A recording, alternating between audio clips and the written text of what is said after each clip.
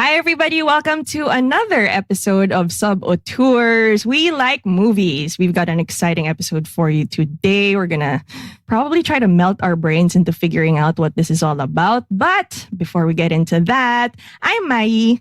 I'm Misha. Hey! Oh my God! Anjo, you're back! I'm been a while. It's been a while. Oh my God. Nangyari? How you doing, girl? Anjo. Charot. Ayun. So, okay. Wala si Anjo, guys. Wala pa rin siya.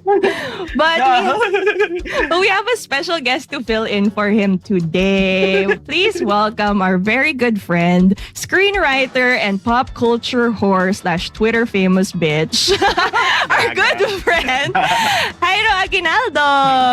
Yay! Welcome! Imagine nyo na lang si Anjo to, kunwari. Tapos ganito yung boses, diba? I don't buy it. I think you're too straight to play that role.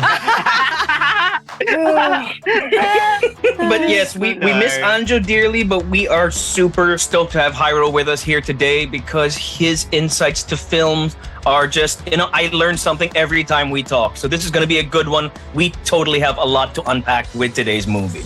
Yeah, so it's actually the best episode to kind of like pick apart because it wants to say a lot of things, obviously, given the director and everything. And Hyro's one of the smartest people we know. Wow. Wow! Totoo. Totoo naman. And it's like he knows so much about film and pop culture and everything that he's gonna perfectly, help us figure out what the fuck this movie means. And yeah, it'll be great, a great way to pick your brains a little. So we're talking about Nope. Yes. Nope. Yes. No. Yes. Nope. Yes. No. Yes. Nope. Yes. Nope by Jordan Peele. God damn it. Cue the music.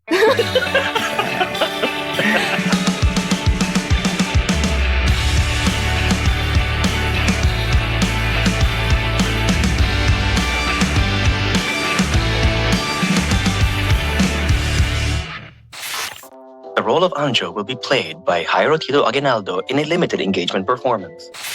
Wow. So yun na nga mga bakla.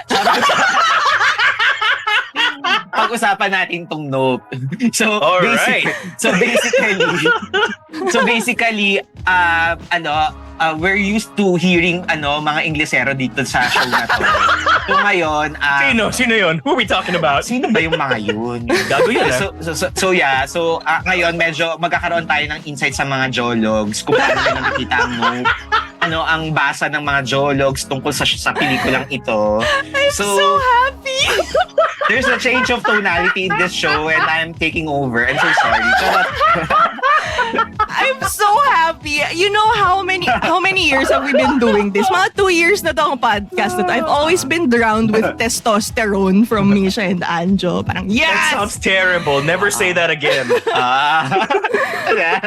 Oh nga, that sounded weird, but you get what I mean. Parang, oh my God, tapos, nerds! I hope not. Diba? Tapos yung pangalan ng show nyo, Sub-Auteurs, ang bakla-bakla, tapos ang street yung lahat. Oo, ngayon. Oy, di ako na siguro yung pinaka hindi straight dito. Because I thirst for both men and women. Diba? So parang, Well, at least ngayon, okay, imagine nyo nga lang, kunwari, ako si Anjo, tas ganito magsalita. So parang ako, diba? Parang, ganyan ba talaga mga taga-Lasal pala? Ganyan magsalita. Diba? Yung mga nakikinig sa atin ngayon, parang sabi nila, oh my God, anong meron? Bakit may na-invest na, nag-invade na Na-invade talaga. Oo, may nang-invade na tukling dito sa show nila. Ang ganda. Well, I'm so sorry. Well, to be fair, invasion is a big part of what we're going to be talking about today. Ang galing pa doon. Segue. Sweetie. You can host a podcast, you know. Oh my God. Sweetie ka doon. Okay, Misha, can you tell us the straight version of the synopsis of Nope? I'll try. Tapos gagawa ko ng gay version mamaya. Oh, sige, fine. You do that. Basically, Nope is Jordan Peele's third movie. He's also, of course, the director of Get Out and Us. And Nope is a story about a family of horse trainers who actually cross paths with something from another world. Something is haunting them at night, and the movie deals with how they try and deal with this invader from another world. The movie has a lot of layers. It's got some traditional scares. It gets into your head. It's a bit psychological. And we see a lot of things here that we've never seen from a Jordan Peele movie. So it's interesting. And the gay version. Char. So basically, mga Mars, charot.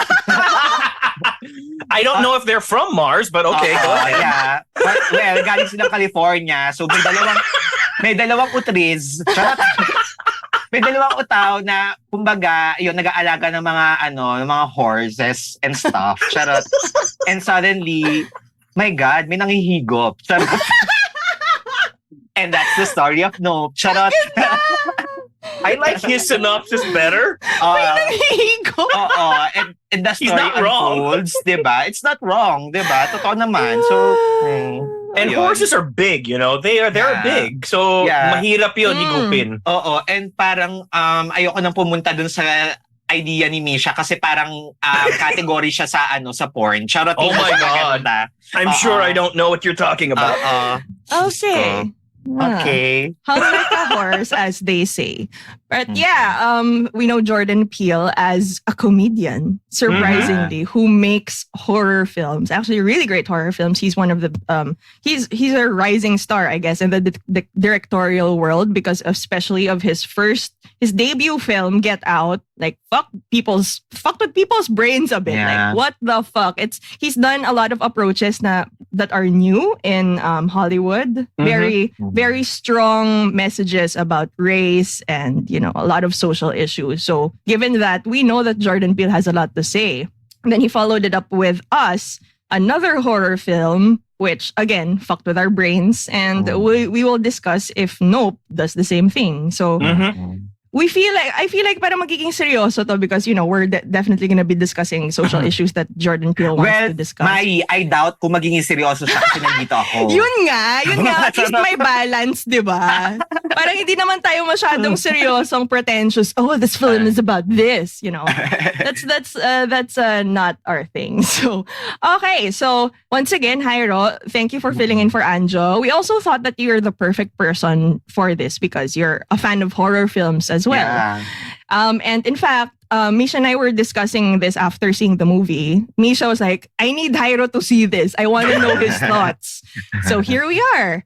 So let's just jump right into it. What are your initial thoughts right after seeing the movie? Let's start with our lovely guest. I had high expectations nung pinanood ko yung film because first, although tempered naman yung expectations, of course, because when I imagine a Jordan Peele film, I know it will be horror, but then he never leaves his personality aside. Parang we know that ang lakas-lakas ng humor with regards to Jordan Peele films. Right. Present siya with Get Out, and it's still present with Us. And I think, watching the trailer and stuff, and getting to watch the film, in fairness, hindi naman ako na-disappoint sa part na yun that it still feels like a Jordan Peele film. Like, it is horror, it is horrific, but at the same time, it's hilarious. So, the first time, actually, ito yung reaction nung napanood ko siya. So, parang, I've seen a Jordan Peele film. So, parang yun yung first reaction ko. But I think this is kind of different in a way that it enters a different territory. Kasi, feeling ko, a blockbuster director na si Kuya. Yun yung parang okay, he's going his Steven Spielberg face. Charot, parang gano'n na siya. Spreading his wings, kumbaga. Yeah, and kumbaga reaping the past few films successes in a way that nagtatranslate na into the scale that he's trying to attempt in this film, diba? So, siguro kung i-compare ko siya with my experiences with watching Get Out and Us, it felt a little, which is weird. Actually, sabi ko to kay Misha nung tinawagan niya ako, na despite the fact that the characters are just like, they're just two main characters in the film, and limited to that small cast lang yung film, it doesn't feel as intimate as the previous two films. Well, that is kind of given the scale of the film. But then, I think, yun yung feeling na feeling ko, hinahanap ko from the first two Jordan Peele films that is lacking in this. The sense of intimacy and sense of, hindi ko alam kung tama it's yung not terms. as personal. I think it's not as personal. Not as personal. Yeah. I think actually nga papunta nga ako doon, medyo off nga to eh. A sense of sincerity. Yes. Yeah. Absolutely. Kasi for example, Get Out was so sincere because it's very, very telling of the experiences of the Afro-American life, diba? Right. Medyo mas out of this world yung yung Us in a way, diba? But then I still feel the sense of communal fear, diba? That an African-American face sa buhay nila. Dito kasi parang hindi ko na masabing exclusive yung fear na yon. Or at least the fear is rudimentarily linked to the identity of the Afro-American experience. Parang hindi na siya exclusive to that. It's in a way, it's trying to expand that feeling of fear. But to, of course, kumbaga, may mas less of an impact na siya just because it's more general in a way. Okay. It's trying to address different different levels of kumbaga socio-economic political readings sa which is we will discuss later, I guess. Well, diba? But then dahil sa scale niya, parang it got lost to that bigness. It got out. It lost us. Oo, diba? So may ganun lang akong feeling. But don't get me wrong, I enjoyed it. I enjoyed it. I agree with you on that. It feels like he wanted to play on a bigger canvas than he had previously. And it really shows, not in terms of maybe the size of the cast, but in terms of the scale of what he's going for.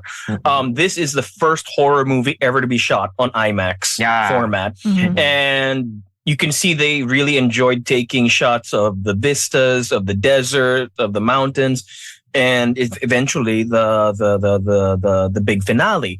But my problem with it is similar to what you said, where they lost that sense of intimacy, that sense of sincerity, because it feels like he was more concentrated on trying to go bigger than he had previously, just to do something different, that he didn't stop to think about what his story needed. It's like everything was designed to give you a big blockbuster action movie climax, which I don't think it needed. As for anchoring the Afro-American characters, I mean, as for speaking towards the Afro-American experience on a social level, I see where they tried to tie it to the experience of unsung heroes on movie sets, namely the crews, the animal trainers, basically, you know, the grunts. And it is not a coincidence that the world is saved at the end of the movie by a dude wearing a hoodie that says crew on the back. Okay, that's just so in your face. It's like the last person you would ever expect, the person whose name isn't even on the poster, he's the one who ends up saving the day, because without him, you're screwed. So, okay, we get it. Yeah, it's a lot to unpack. Actually, it's not as focused as, let's say, the message of Get Out. Get Out was so straightforward. Us maybe also expanded a little bit more. Tapos this third movie expanded even bigger. So you could see that there's a lot he wanted to say to kind of adjust to the scale that he's doing na rin. So, parang palaking budget niya, I assume, as he gets more successful. And mas marami na rin siyang gustong sabihin in that regard. But it kind of came off as like a little disjointed. Oh, he wants to say this, and he wants to say this also, and this as well. So after the movie, it made you want to unpack a lot of things because of all the things he wants to say. So it's the kind of movie you have to dissect with someone after you see it. That's why after seeing it, Misha, Bianx, our other friend as well, who watched with us, Misha, Bianx, and I had to have some drinks after, because it's not something that'll sink in right away because of everything he wanted to say. But a good thing about it is that it strikes up theories and conversations on what it really means. Kasi, like, even after the cinema, like, when people were leaving, there were some people who were talking na parang, so what's it about? Or like, what does he want to say? And tapos meron pa in the distance, meron isang, di ko gets. May isang ganun ako narinig sa cinema. So, it really won't sink in right away. But yeah, the conversations afterward make good ones in trying to figure out what it means. And I think that's one of Jordan Peele's goals, since hindi naman niya sinasabi outright sa mga, at least from my research or interviews, that he doesn't really say it outright what he wants to say. And I'm sure we'll get into that later, what he really wants to say. But the feeling right after walking out of the cinema wasn't like, whoa, that was good, or no, that was bad. It was more of, alam mo yun, parang tahimik lang kami. Tahimik lang kayo paglabas ng cinema na. Because like, it's not necessarily a bad thing, but I felt it just took so long to process because there were so many things to process. Yes.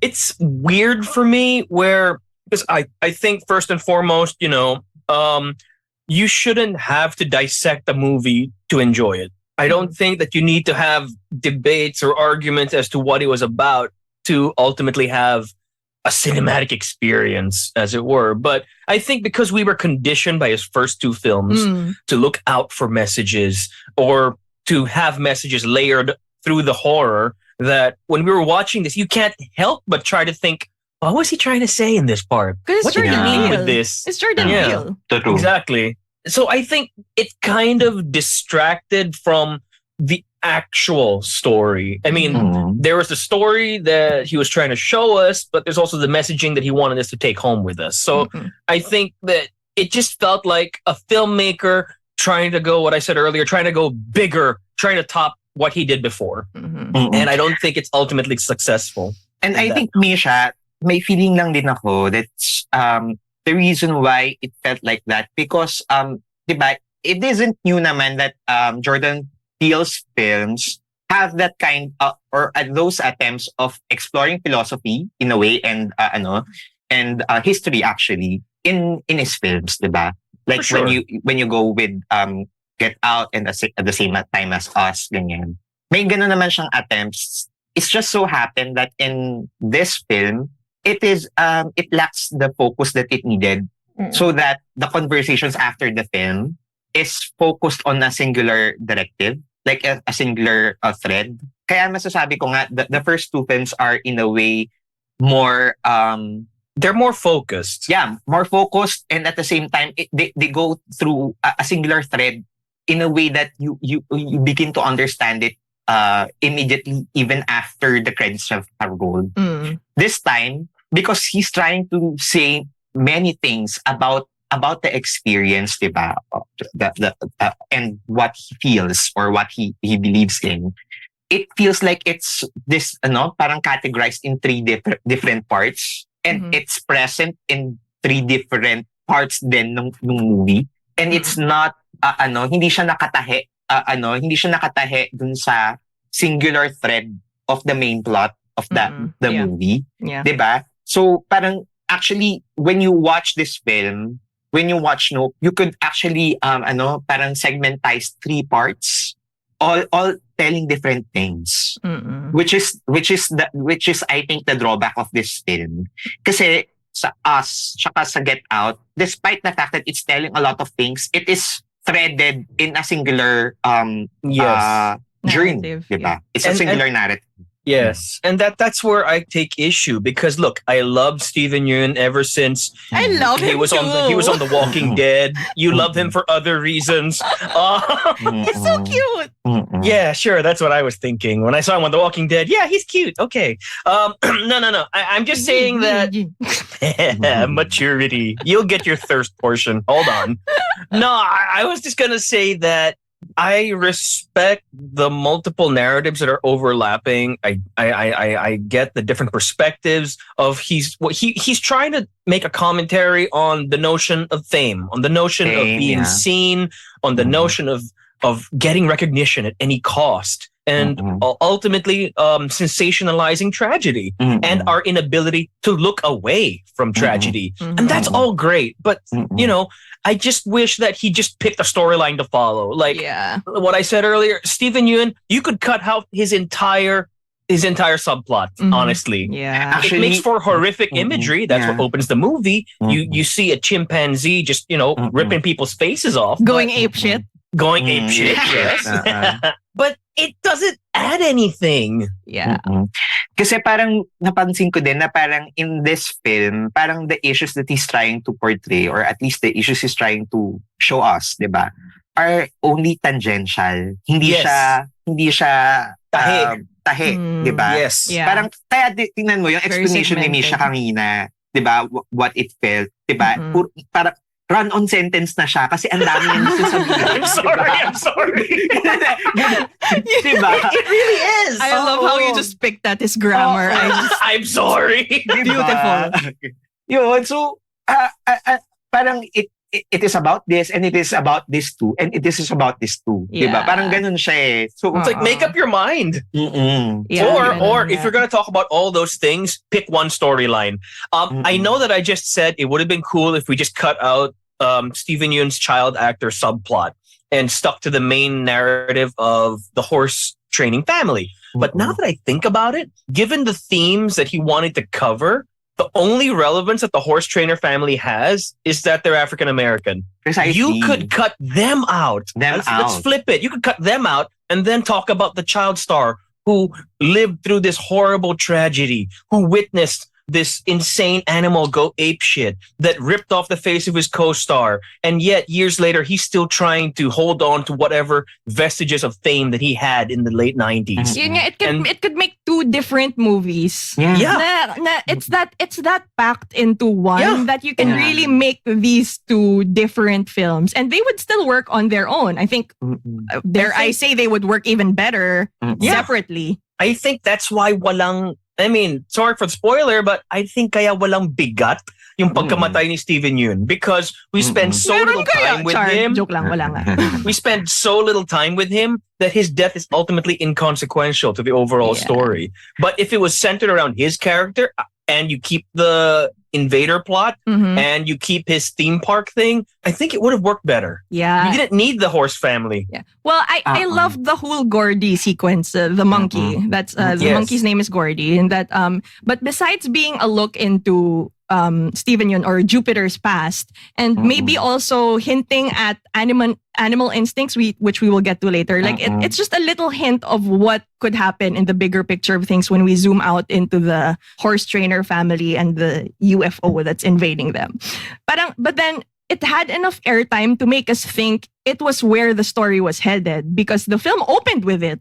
So parang napaisip ka, since it opened with it, this is the trajectory it's gonna go to, and then suddenly it cuts to the family na. So you'll be thinking that, where did that opening sequence go? Where does that story fit into this? So it makes you think already at the start. So ayun nga, since the film opened with it, you'd think it's more important, but then yun pala, it's just a hint. It's just a look at a supporting character pa nga, hindi pa nga main character. So it's a look into a supporting character's past. So yun nga, it could have been a horror film on its own, because that was fucking scary. Like whatever happened there. But may dagdag lang din ako, this is in screenwriting perspective. Ito yung na-realize ko kasi actually ito yung isa sa mga itinawag ko kay Misha nung nag-usap kami sa phone, na parang yung sinasabi ko nga, the Steven Yeun subplot is actually more resonant sa akin rather than the main plot.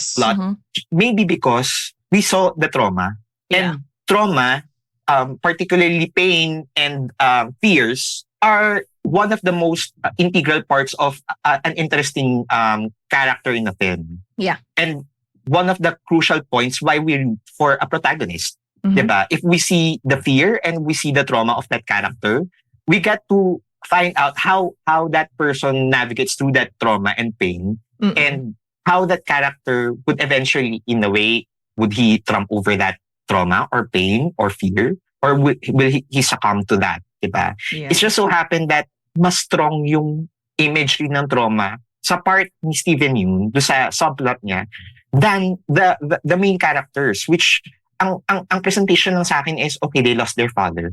Tapos they're losing horses. Oh, they're losing horses. So, anong klaseng trauma ang kailangang i-deal nitong dalawang to? Diba? Parang, aside from the fact that magiging traumatic yung buhay nila all throughout the film. Pero kasi, diba, prior to this, we get to be engrossed in the story of it all if we have a glimpse of the story before the story, diba? AKA the life of the people. It's just so happened that Steven Yeun had that imagery. It was presented to us, but hindi ko alam kung katumbas niya yung ganong klaseng presentation dun sa two main characters mo. Which is not. I feel, kahit nga nung namatay yung dad, parang okay, namatay. Tapos after nun, okay, they get to inherit the ranch, diba? So, okay, ano yung impact nun sa kanila? Parang hindi ko siya nayakap. No, kasi parang ang laking by the way lang nung nangyari sa kanila. As compared to the Steven Yeun plot na parang, okay, nakita ko, tapos ito yung naging impact sa kanya eventually. Ina, pinagkakitaan niya yung sarili niyang trauma, di ba? Parang, okay, interesting yun, di ba? You know what might have worked? You know what might have worked? If he made like 2 separate movies or 2 short films that you show back to back. I don't know. Yeah. But tapos may isang theme siya eh. Yes, give them time to breathe. Yeah. Give the time to breathe, right? Ito yung actually iniisip ko nga Misha pwede naman kasing nag-work that these two are presented as different things in the film. Pero at some point, these should merge into one. Yes. Diba? Yeah. Kaya, nasasayangan ako na namatay agad yun. Namatay ng because at some point, naging by the way na lang si Steven Yeun eh. Oo, diba? Na parang inisip ko, may potential kasi itong dalawang plots na to of merging into one. Kumbaga, of both characters facing at this horrific thing and them approaching them differently. Hanggang sa dulo, makita mo, okay, anong difference nitong dalawang thread na to? They have similarities in a way of their problems, but then, diba, ganong structure. Ang nangyari kasi, okay, dahil tapos na ako sa subplot na to, okay, patayin ko na siya. Ganon yung nangyari, diba? Na opportunity siya supposedly, na, okay, both subplots parang undergo and kumbaga face this similar traumatic incident in their lives. These are very okay. I get how the two plots could be tied together because they're looking at the same concept from different angles. Kumbaga, if this is like let's use what I said earlier, tragedy as our metaphor. Clearly, let's use the metaphor of a car accident on the highway. People will stop to look at it. They will screw up traffic for miles and miles and miles because they want to see sino may kasalanan. They want to see if anybody's injured. They want to see how bad the damage is. They want to see they just want to see for the sake of seeing. So okay, I get that. But if in this scenario, Steven Yeun is the guy who will happily take a selfie next to that car accident for the likes, while Daniel Kaluuya and his family are just the ones who are trying to get to work on that highway. Yeah. So there could have been a way to tie their stories together, but I don't think the movie ultimately pulls it off. Yeah. Well, I'm glad we have a screenwriter's point of view. And I know! Kahit sinasabi ni Hyro na babaklain niya to, parang it's the most in-depth we've ever gone to in terms of screenplay analysis.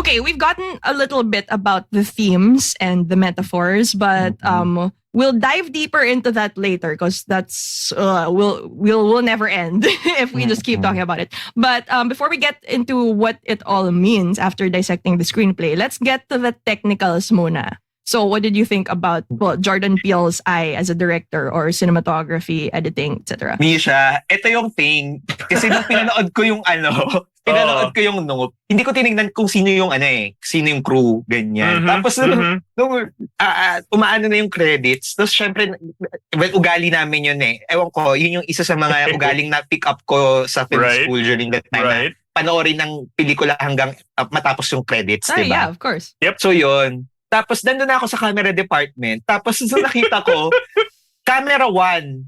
Tapos nakalagay Hoyte Van Hoytema. Yup! Sabi ko, puntang ina si Hoyte yung cam off, parang ganyan, cam off. Right? So hinanap ko, bakit cam off lang siya? Ayun pala. He was a cinematographer. Cinematographer and also the camera operator, which is right. in fairness, Yep. in fairness sa kanya, tumao siya sa sarili niyang camera kasi usually sometimes may mga ganung klaseng kasi guys na mapag cinematographer ka, taga ganun ka na lang. Tapos sisilip ka lang pero iba ang cam one op mo, di ba?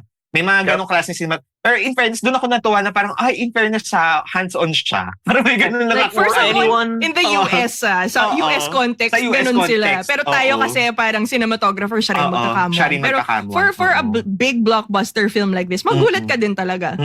Well, to be fair, for those of you who might be wondering, Van Hoytema, actually started on smaller, more intimate films, like Let the Right One In. So I guess, this is I love that right film. up his wheelhouse. But more recently, you're right, he has been recognized for his blockbuster work on stuff like Christopher Nolan movies, Dunkirk, Interstellar, what's the one that broke our brains? Tenet. Tenet. Yeah. And he brings a mix of the intimate shots and the big blockbuster widescreen filmmaking here because again they did shoot this on IMAX and it's kind of impressive the stuff that he gets on film here. I was super in awe of the cinematography, especially during the night sequences because here you have a scene that's supposed to be pitch black, diba? You're in a field with no light. Siguro yung source of light mo lang is the house sa malayo or maybe the ranch somewhere else. But then when Daniel Kaluuya is in the middle of it looking for his horse, and you can tell by the scenario that you can still see important details like the subject, immediate surroundings. You can see the fence, you can see Daniel Kaluuya. And it's not how a lot of Hollywood films would film night sequences na ang liwanag pa rin. Like for some reason, like not just Hollywood, like in general, if you see a movie in the film in the screen, for a night sequence like that, parang ang liwanag pa rin. But then or worse, they just slap a filter on it. So it's like dark enough that makes it realistic. Pero hindi din siya it's not like wala kang makita because you just know it's pitch black and that's how it's supposed to be and it's realistic. So it makes you wonder how they shot it. Parang did they shoot this in the daytime and color grade it or paano inilawan to kasi napakalaki nung surroundings. You're in an open field. Like how do you see all the highlights? Parang it blew my mind honestly. I don't know but it was so good. Yeah. Kasi yun soft siya hindi siya kasi usually guys pag Day for night. Oo. Pag day for night kasi, usually, tapos day time mo siya shoot, tapos i-color grade mo lang. Diba? Ang pangit eh. Or i-adjust mo siya sa You can tell. So, makikita mo talaga. Dito kasi parang overcast forever yung So, pantay lahat. Diba? So, usually kasi diba? Ang lawak ng lugar. So, diba, minsan yung lighting ng Hollywood, parang ang harsh naman. Parang, isa nga lang yung source of light kasi gabi nga. But then it's so harsh. But this one was so soft na parang, ang galing. Tsaka guys, ito lang masasabi ko, naiirita talaga ako sa mga sinehan na ang pangit ng projector. Napaka-racist nila talaga, lalo na sa mga pelikulang ganito. Not to name names, but yes, I agree. Many guys, local cinemas are still under the age-old belief that if you dim the bulb for your projector, it'll make that bulb last longer. It has been proven that any gains you get from lowering the brightness just to save a couple of bucks is negligible at best. So cinemas, come on, please. Yeah. Ang mahal-mahal na ng ticket. Please tapos, don't guys, do this to us. Awang-awa ako kay Daniel Kaluuya nung pinapanood ko kasi mata na lang siya. Parang ako, guys, maging makaturungan naman tayo sa pagpo-project kasi 'di ba? Para hindi naman lahat ng hindi lahat ng napapanood natin sa screen ay puti, 'di ba? But I will say I enjoyed the night scenes more. Yeah, honestly, because they really worked on building that feeling of dread. The horror in the daytime scenes is a completely different flavor from the daytime scenes. Yeah, which makes me think of my idea earlier of doing two different executions. Actually could work. Like imagine if like every one of Steven Yeun's scenes is in the daytime and every one of the family scenes are in the evening and then they meet this fucking monster at sunset. I don't know. But I really liked the feeling of dread that they build and I feel that it lost something by the time we got to broad daylight for the finale. Yun nga. Agree. Although parang ako, 'di ba, ang sinasabi ko, in fairness naman, magandang attempt naman 'yon at horror in broad daylight, 'di ba? Pero kasi it's just so happen na scale they went for scale na sa dulo tapos ewan ko, ito, kasi guys, may big monster reveal kasi sa dulo na parang hindi rin ako masyadong happy doon. Kasi parang, it's a space vagina. Oo, spoiler alert.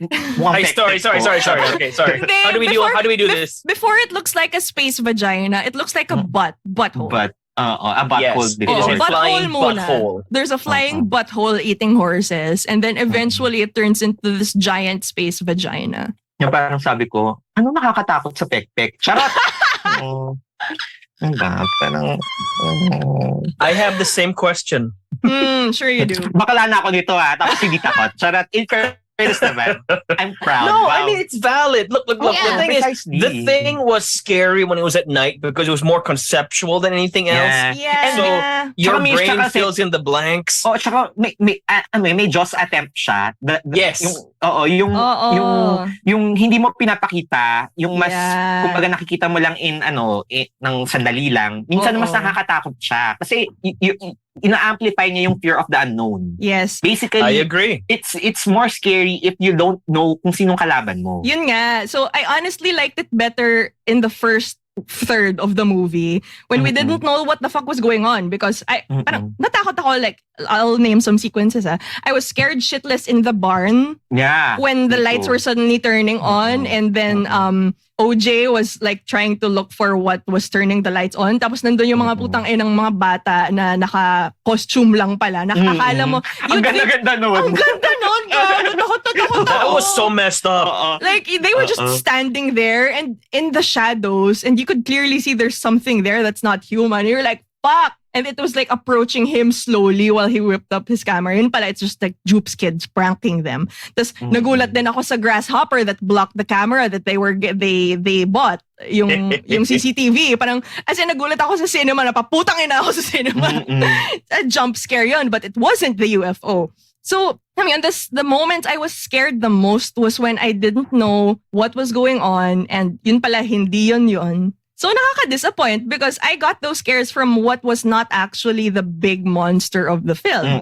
So I liked it better when the UFO was just a cloud. When they scrub through the CCTV footage and see na parang tangan hindi gumagalaw yung cloud na to, nandyan lang siya.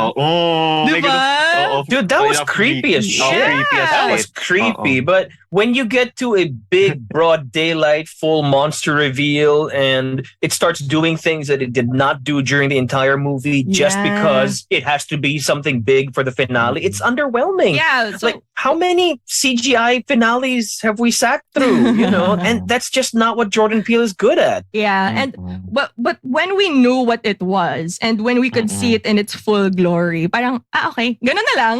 Alam mo yun? Yeah, and I feel like they revealed it too early. Because in the middle of the film palang, you could see like OJ finally discovers, we see it in its first butthole form. Like the saucer-sized thing. Bakla talaga din pelikula din na to, no? Buttholes from space! So, nung yun palang yung form niya, you saw it out of the cloud, parang hindi pa siya ganun. Yun pala may reveal pa after. Alam mo yun? So parang, I feel like if it had gone on, pag binabad pa sa suspense ng konti and you left all the sudden bam bam bam reveals maybe later on in the film, it wouldn't be as underwhelming because you were parang yung anticipation nag-build na but this didn't give you the chance to really build that anticipation, especially when the elements that scared you in the first third of the movie weren't even related to it. Yeah. So yun, that was disappointing. Sana parang konting restraint pa sana. I feel like they were so excited to show na parang, look what we can do with our CGI and big budget. Parang, here's the butthole, and then eventually it turned into that space vagina. But something that was cool, even if it was broad daylight and all, but we still didn't see it, right? Was how they how they figured out how to track the creature. How they were using those wobbly, inflatable air things that you see in front of restaurant openings and what.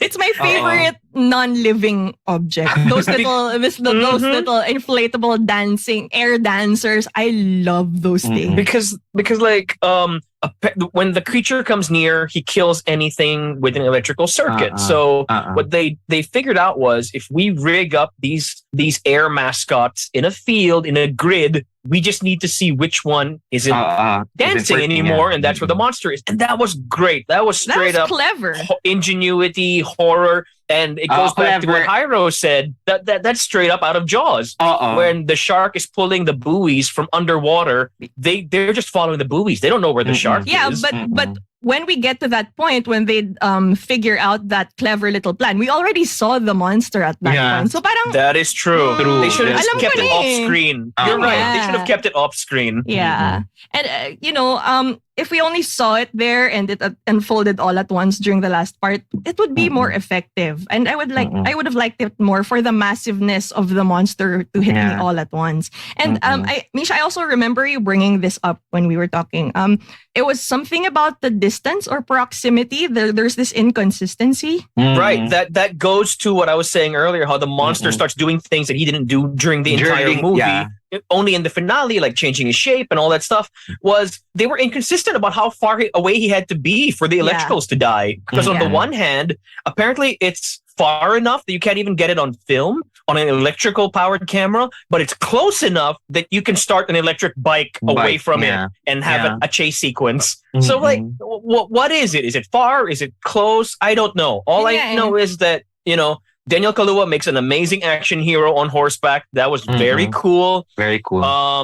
And Keke Palmer, I don't know, apparently has watched Akira too many times. she busts out a power slide on a motorcycle. She knows how to ride a motorcycle. And alam mo, sa sinihan, I shouted, happened. And alam mo kung bakit pwede kong gawin yon? Kasi tatatlo lang kami sa sinihan nung nanood ako. Actually, nung pagpasok ko sa sinihan, nakita ko may dalawang magjowa. Tapos parang nagkatitigan kami. Tapos sabi namin, sinabi ng magjowa, tayong tatlo lang. Parang sabi ko, oh my God, tayong tatlo lang. Tapos parang ngayon, after nun, kaya we get to scream, we get to react ng maingay nung nanonood. So nung Akira moment na talaga, Akira! Tapos parang kami tatlo. Ang saya. Okay, so this I wanted to ask Hyro as as a screenwriter and a fan of the horror genre. How do you think it fares in general when you think about the genre itself? Sa akin kasi, parang feeling ko, first and foremost, this is really an experiment for Jordan Peele to explore the blockbuster genre, which is actually very delicate sa case niya. Because he was known for the intimate horror films, diba? And he cannot let go of that intimacy or head-on agad-agad naman because that wasn't the brand that he was known for, diba? But given my experience of watching the film, I would say that the intimate parts are the best parts still. And I think most horror films, even if in its grandest of presentations, are intimate in nature. Because despite the feeling of fear, parang universal in a way and very relatable, it will always be intimate and it will always be personal. So with regards to that, half of the film succeeded, I guess. Yeah. Because there are still truly intimate moments in the film. It's just so happened that it got confused as to when he should let go of that intimacy and explore the wilderness outside. To the point that it wasn't, kumbaga, in screenwriting terms, hindi niya ako nahatid ng maayos doon. Yeah. Kumbaga, iniwan niya ako o pumunta ka na doon.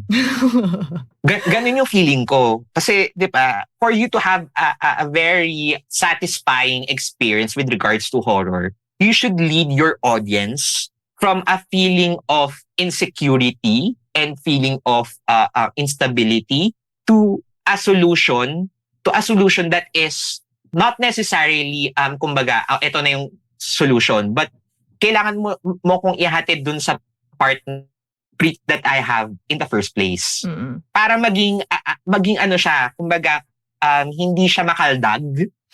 Alam mo yon, para maging smooth yung experience na yon. Misha's gonna ask what kaldag means. What does kaldag mean? I know it. Fuck you guys. I'm asking an honest question. of our distinguished guest? Parang Now shut up while fake Anjo explains this to me. Kaldag means bump or bumpy. Kumakaldag, Thank you. bumpy. Thank you. Ayun. Real Anjo would also laugh So at ask you. yan. That's He would true. not answer the question. He'd just laugh at you with me. So you get a nicer version of Anjo today. You Pero people. tingnan nyo yun, di ba? Parang, I could say, for example, my favorite horror film is Ringu, the Japanese horror. Yes. The original one. Even if you went, the characters went to that almost penultimate part of finding the solution to the problem, there's still a sense of insecurity And dread. and dread because we are not sure if it's the right solution. Mhm. Right. Yeah, With regards to Nope, for some weird reason, despite the fact that nandun na tayo sa solution part na yun, may feeling ka na the problem is already solved. We're just waiting for it. Kasi, Because it for behaves some, like a horse. yeah, for some reason, Oo. he just right away knew that one, you shouldn't look at it. Two, it behaves like an animal, which I guess that's why we have animals here. That's why they probably tried to tie it to the monkey sequence of Stephen Yeun because it behaves like an animal. But like, how did he figure it out? Because these are UFOs. So parang there are so many different possibilities. It was also later in the movie that we realized, no, it's not our usual notion of the aliens being in a spacecraft, diba? Parang we're expecting like maybe little big-headed men with long limbs to come down. But no, actually it was just one entity in itself. It's not a spacecraft, kumbaga. So there are so many possibilities that we obviously don't know because it's otherworldly. Kaya parang he suddenly just figured out immediately, oh, it behaves like an animal. Which I didn't really I did not see like how that. he figured it out. Na parang, oh, just because I train animals, immediately. That's my thought and I got lucky. What if it wasn't? Diba? I have a better theory that's perfectly in line with that. It's not just because I train animals, therefore I'm correct. It's because I'm the hero of this movie, therefore I'm correct. Yeah. But I don't like that because, and don't get me wrong, I'm a fan of the show, but that is Stranger Things rules. Where, I remember the monster in the game that we played, so the way to defeat this new threat must be this. And they're right every single time. Yeah. Every single time for the last 4 seasons, those kids relate the monster of the week to their Dungeons and Dragons game, and they're never wrong as to the rules of the creature, to the abilities of the creature, and the weaknesses of the creature. Yeah. So what if this alien butthole was not sucking up horses? What if, sounds so wrong. And what if, no. What if he was sucking, I don't know, pedestrians? Okay? What if there's no horse trainer in downtown? How would we know how to deal with this? Or or how did they know how it got pissed off? Because it started off just eating horses, right? Exactly. Like it would like get the stray horses from OJ's family, or it would take the offerings of Jupiter from his show. Pero they said like, oh, this one instance where it actually accidentally ate an inanimate horse, like a statue. Right. Apparently they pissed it off and it started wreaking havoc already. So parang, ang galing nyo naman. Yun lang, ang galing nyo naman. To be honest, I would just like people in horror movies, you tell them that somebody got stabbed in this house 47 times. Great, when can we move in? It's like somebody's eating your horses from space. Why are we still here? Because they wanted to get the Oprah shot. The Oprah shot. Fine.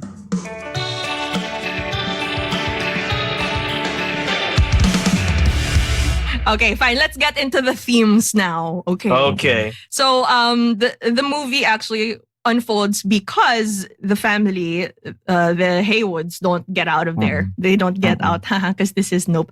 Anyway, they don't flee because they want their shot at fame. They have been ignored for so long, despite being pivotal figures in filmmaking in general. Na parang they don't get the recognition they want and deserve. They want to capture this unidentified flying object. They buy a whole advanced CCTV system. They want to get that shot instead of just like running away. So I think that's where this whole metaphor starts of like, Misha, care to explain your analysis on this? No, my thing is, in a nutshell, the film is about seeing and being seen. Being seen, yeah. The nature of and its many permutations, whether that's being seen in the context of fame, for likes, for notoriety, for infamy, or being seen as somebody who gives a valuable contribution to a production who is otherwise, unknown. Like the film opens with this famous 2-second clip of a rider on a horse, and the Haywoods actually say that was their ancestor, but nobody knows his name. So we're here to tell you his name. So right from there, Jordan Peele hits it kind of on the nose before he goes bigger. And I think it's really effective, honestly, in his explorations of those things. It's just that they don't come together at the end. If you're talking about our culture of sensationalism and our inability to look away from tragedy, or even how we take certain things for granted, certain people for granted, or how some people will stop at nothing to get their Oprah shot, to get their 50 seconds of fame even. Those are all very, very potent themes. And there was a lot to unpack. It's just that I'm not entirely satisfied, again, with the way that they were assembled in this film. Parang, for me, because I was, after watching the movie, I was still thinking about it like a few days after. I mean, it has that effect that it sticks with you because you're trying to figure out everything he wants to say. But it doesn't have to take that long to marinate. Alam mo yun, parang ang dami kasi. It's like, it could be this, it could be that, it could be that. And it just also took me a few days to also realize the race connection here. Because it's great that it's a Western because besides, of course, the tidbit of the first film actor being African-American while on a horse. But it took me so long to figure out that besides his message of fame and seeing and being seen, it also alludes to the black erasure in Westerns, I realized, because our immediate image of Westerns are usually the white men. The white men. Yeah, or maybe them versus the Native Americans. The Native Americans. Yeah, diba? So we have that general notion of what Westerns are. But only in recent years were there movies with black cowboys, like The Harder They Fall, Concrete Cowboy, Django Unchained. But actually, it was strange for a lot of people that these films are coming up. But then when you look at history, there actually were African-American cowboys who were actually really badass and are an important part of their history. So yun nga, it's like, I like how, I guess, he tied it up with horses, but then I wish that message was a little bit more clear because I liked it. But it took me so long to figure out na, oo nga, this is one thing he's pointing at also, the black erasure of in Westerns, diba? So parang, ang ganda din sana, but then, it got lost in everything that was going on. Tsaka ito yung pakiramdam ko lang. Kaya ito yung na-realize ko lang din, bakit iba yung feeling ko from the two previous Jordan Peele films. The sentiment that he was trying to tell in this film is sad, but it isn't necessarily outright scary. Yeah. Gets nyo? Agreed. Kaya may feeling ako na parang hindi ko connect yung kasi 'di ba, when you're dealing with horror films, you're dealing with people's anxieties eh. I'm not sure if it is a potent source of anxiety for your general audience because it is actually a potent source of sadness more than anything, di ba? So, kaya may feeling ako may dissonance with merging those thoughts in this kind of genre. Kasi tapos hindi mo siya tinawid in that level, hindi siya nakakonect in that level, so that may feeling ka tuloy of confusion. Okay, anong kailangan kong maramdaman after? Yun nga, parang I don't think it would hit you as hard if you didn't know the feeling of being in a crew without yung mga unsung heroes. Because like us, we've had that experience because we've worked with films and everything. Hindi naman tayo yung stars, hindi naman nakikita yung names natin madalas sa posters. But we know that feeling. But what if like the general audience doesn't know that? Kaya I think uulitin ko lang ha, na Sad. mas resonant sa akin at mas nag-induce sa akin ng feeling yung plot ni Steven Yeun because Yeah. nandun siya. Yeah. Nandun yung merging of that kind of fear and that kind of thematic reading. Yeah. Kasi doon sa part na yun, enjoyed ng audience eh. Mm. 'Di ba? Doon sa visuals sa pinakita mo, may audience na nanonood, merong actors na nandoon, may crew na nandoon, 'di ba? So the feeling and the experience is communal in a way, 'di ba? So nung pinapanood mo, terrorized ang audience, terrorized yung mga cast, pinagkakagat ng monkey, gets mo yung fear, Yeah. 'di ba? With regards to the other plot, which is the main plot, hindi siya nakatawid doon. It's just a sense of frustration. But Yun lang yung- we're run away from the aliens. Oo, and we are not seen. Ganyan, and we have to capture this on film. So parang okay, yeah, And that's that's important. it.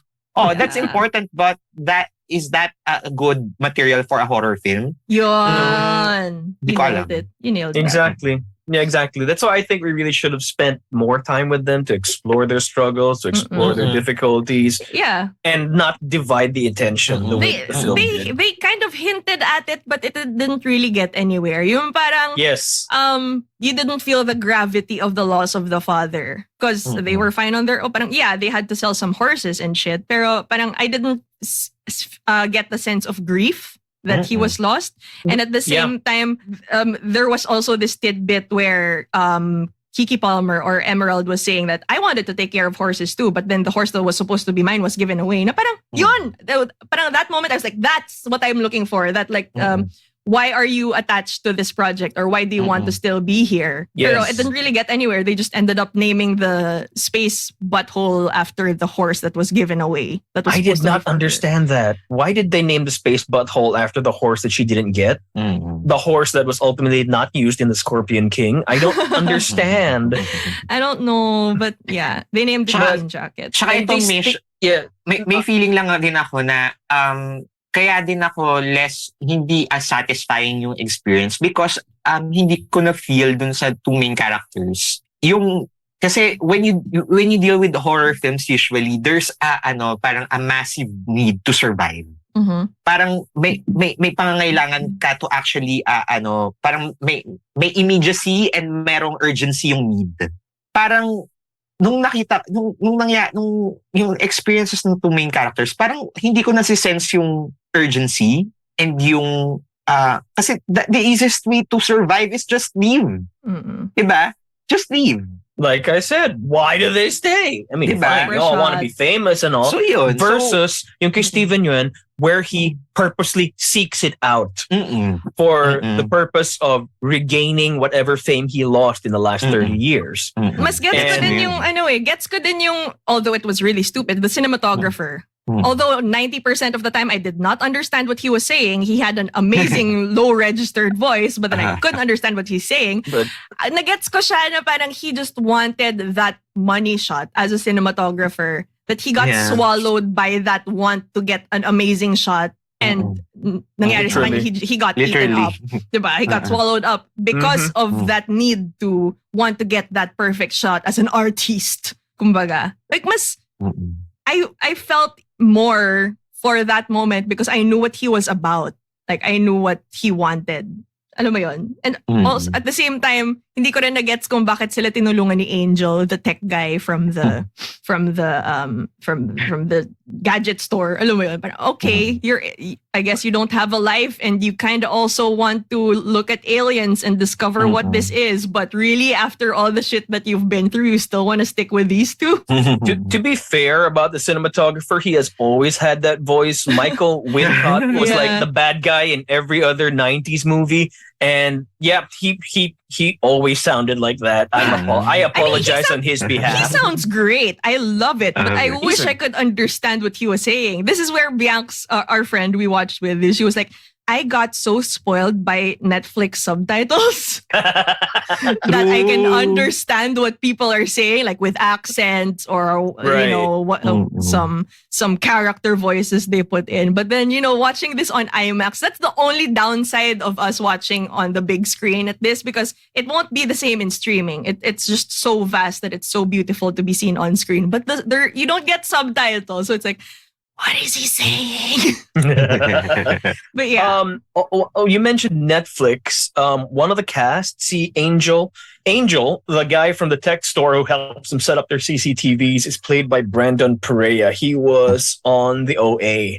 And he's a Filipino American Puerto Rican. Cool. And apparently Jordan Peele loved his audition so much. He said that you did this character completely differently from how I imagine in my head. That the only way I can cast you is if I rewrite my movie. So the kid thought he lost the job. And then Jordan Peele tells him, so I'm going to rewrite my movie. Oh, wow. So the guy cried on the spot because that's how Jordan Peele told him he got the role. Oh, good for him. And yes, he's far more than a discount Riz Ahmed, honestly. He brings a fun energy to this movie. Him and Keke Palmer, actually. Yeah, they love are Keke Palmer. They're the fun ones because Daniel Kaluuya is just doing this stoic tough guy, typical manly man thing. Ayan, thirst portion. Pero ang sarap po niya. Okay. Hindi ako mag-isa sa thirst portion. Fine, I guess this is our thirst portion. Go. Oo, parang pag tinignan ka ni Daniel Kaluuya, okay na, sige na, magugubad na. Ganun. Diba? But there's a space vagina coming after us. Magugubad pa din. Ito na. Ganun talaga. But he really has Ayos this talaga sa stare, mata ni Daniel Kaluuya. Parang, I get lost. Wow. To be fair naman, it's not that he was stoic, but he wasn't bland. Yes, that's fair. Like, he was so effective. Like, that's his character, yes. Yeah. But then he just is so expressive with his eyes. Yes. That he gets the message across. And I especially love every time he says, nope. Nope. Yes. Parang tawanan yung audience lagi. Kasi parang, that's exactly how you would react. You get out of your car, you see a space butt hovering over you, you just close the door and say, nope, I'm not getting out. Nope. And actually, sobra ako nakarelate doon as a local Jolos. Kasi yun yung moment naman sa mga local films na hinihintay mo, okay, sasabihin na niya yung title. Ay, putang ina, sinabi na niya yung title. Diba? Yes. Ang iibigin na ikaw, ay, sinabi na niya. And look, normally, I don't like it when people say the name of the movie, right? You don't see Mel Gibson ride into battle screaming, Braveheart! No, you don't. But here, it was worked into the context. So every time that nope comes up, it panalo. I mean, Mayee's right. The audience was just loving every second, every time he did that. Nope. Nope. Kasi yun talaga parang nope. They asked Jordan Peele what does the title of the movie mean, and what he said was something like, because usually the black person is the smartest guy in a horror movie, and that's their reaction. Because of course that should be your reaction. But they still stayed though. Yun yung tanong. Like you didn't name it nope, but then they didn't run away. They were more like, yup, let's get it on camera. Ganun eh. So, yun.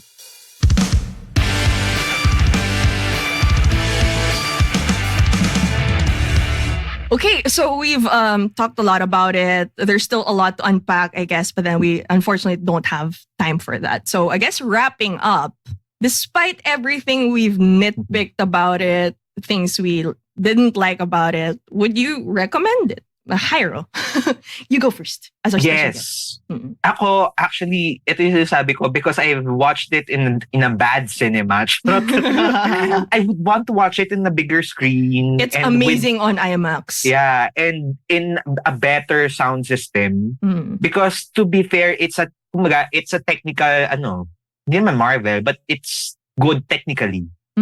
Like, you get your money's worth with just how clean and how meticulous yung details even in the sound design. Kasi sa akin nga kahit pa lang the basic theater setup, naririnig ko na yung good separations ng mga audio, di ba? Left, right. Tapos dito parang sabi ko, shit, this might be good in Atmos. Parang may ganun kang feeling. It adds to the experience. Yes. It's like you're there because the sound is coming from there. Maybe it's behind you. Yes, you will say, nope. When you first hear this thing. Yeah, diba? So yun, I would recommend it because to be fair naman, and I think at least for the Jordan Peele movies, for the past, the 3 movies, I would say that this is the most theatrically experiential film of him. Because a lot of work has been put into the technicals, the sound design, cinematography, that if you actually don't have any plans of dissecting it in parang you would enjoy it. You would enjoy it for what it is. And actually, sobrang add-on yung fact that it's really well done, well made in a way. So yun. Of course, dahil Sub-Auteurs yung pangalan ng show na to, kailangan namin mag-nitpick kasi parang, di ba, parang ano pang silbi namin kung hindi namin ichishika sa inyo yung mga bagay na dapat sana ganito na lang siya nangyari, ganyan, or ganito ginawa. But then, I think ito lang din yung mindset ko when watching films. Parang, it will always be a joy to watch films in the cinemas because it is a different experience. And I would particularly recommend na panoorin nyo pa rin to because it's a film that adds to the whole canon of horror, sci-fi genre. Na because it's by Jordan Peele and it's first attempt at a summer blockbuster film, I think it is relevant enough na kailangan mo siyang panoorin sa sinihan. Kasi na-establish na nung filmmaker yung prowess niya with regards to his craft. And hindi na matatanggal that he is one of the foremost filmmakers of his time. Yeah. With just 3 films out. Yeah. So, for cinephiles and cineasts and yes, org name drop. Org name drop. Charot. Diba? Hyro's our org mate, by the way, in college. So, yun. So, kailangan mo siyang panoorin. Yeah. Kasi, yun, it's film history. It is. Yun. What he said. So let's wrap this up. Okay na. Okay yeah, na. I know. I agree completely. That was very good, fake Anjo. Yes. You were fantastic. Great. Thank you. Talaga ba? It's not something I say often, but good job, Anjo. No, but thank you, Hyro. That was fantastic. I agree completely. I personally think that it was premature to give Jordan Peele this much money to play with because I think he's always done better with smaller, more intimate stories. But tama ka in that if this is going to be the next phase of his evolution, then it is something that you genuinely have to see. Yeah. And you have to see it the way the filmmaker intended, which is IMAX, the biggest screen you can find. Yeah.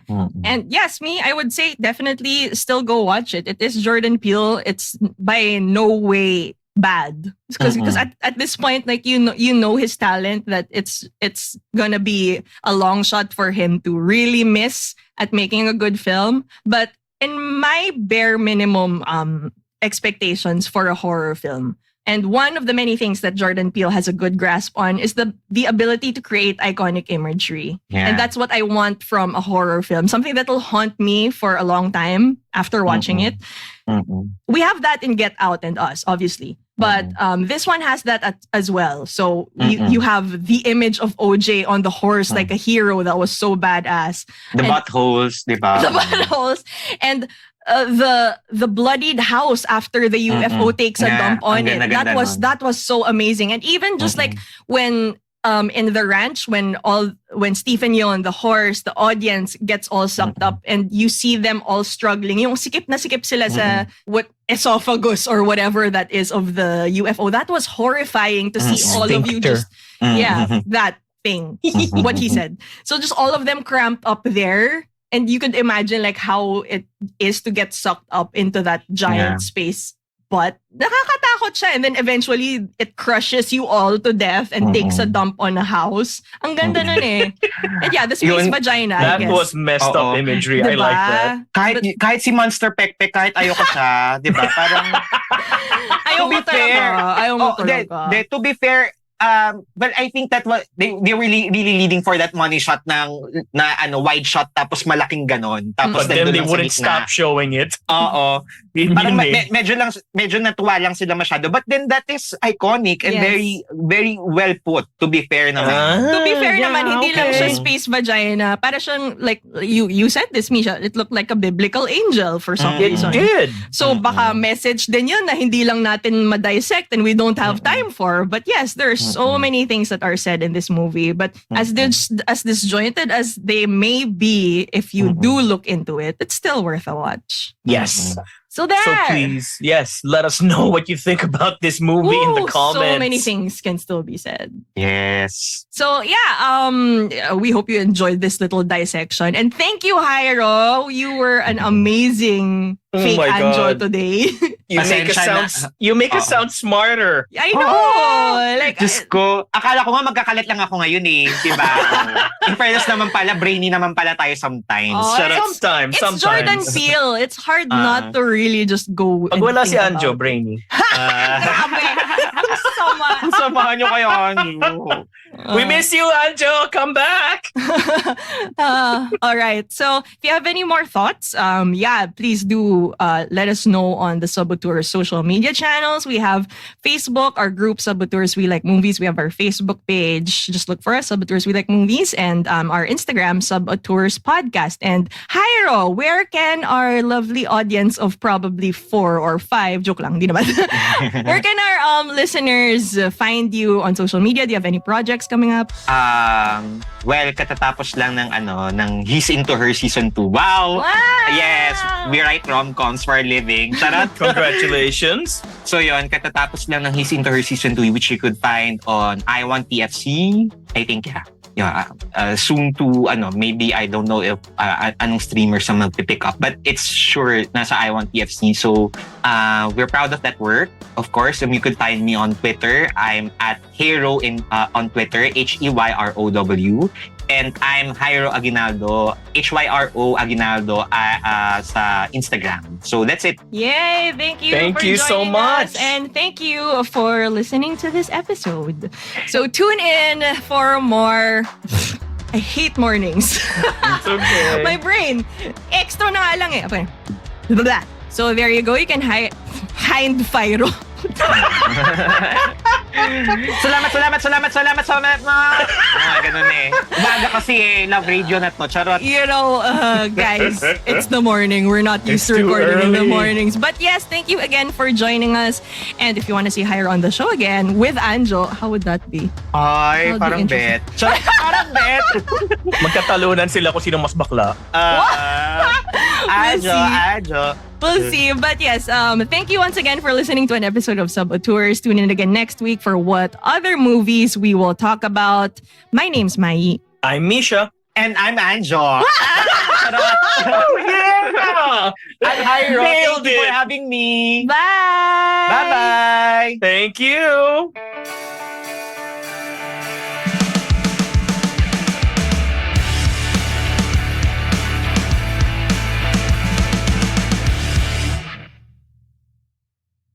Ito na yung mahirap sa umaga. Mm. Daming... Oo, tangin na daming tricycle dito. At sabaw pa ako. Usually sanay kami sa gabi. Yung mga vampira. Alam nyo, sinabi nyo sanang gabi. Carry ko lang din naman ang gabi. Sabi ko sa'yo kung umaga o gabi. Sabi mo, okay lang umaga. Akala ko kasi prefer nyo yung umaga. Kaya sabi ko, okay, nagsabi si Misha umaga. O sige na nga, umaga. 10 o'clock, sige. Pwede pala ng gabi. Pwede man ng gabi. Mamaya, I'll see you at 10 o'clock. Good night. Okay lang. Dito na tayo eh. Dito na tayo, gawin na natin. Magagawa na. Okay. Sige, okay na to.